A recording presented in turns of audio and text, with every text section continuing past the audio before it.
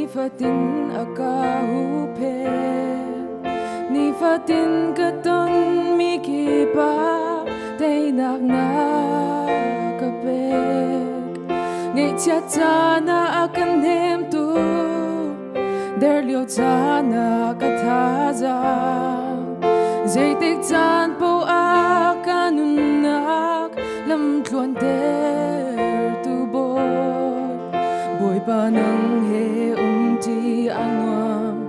dây tích ban kan kal tak lai lo lei mi ni ka soi len na se phek chin chin in kan klei la tung nung big boy pa phek te in kan klei chan la mo boy pa kan nun dong tiang e dilet let chia chang man se ka ti lo dei tu ka boy pa na u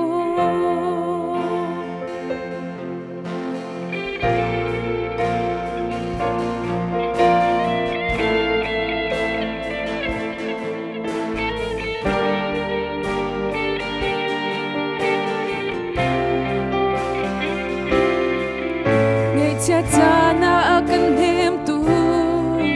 der liu cha na kathaza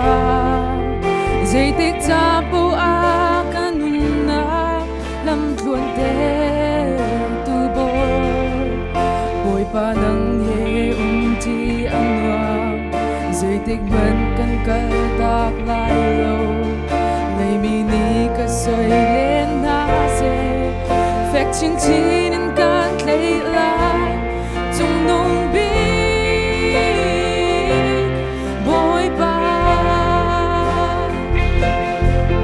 phek te in kan klei chan la mo boy pa kan nun dong tiang e dilet let chia chang man se ka ti lo dei tu ka boy pa na u dot lak lo me sol ke man na karwa zunza zait luk in swal ko man ning lo on nem ten na ka kan thang thet lai tung nung big boy pa phek te in kan klei chan lai mo boy pa kan nun dong tiang e dilet let chia chang man se ka ti lo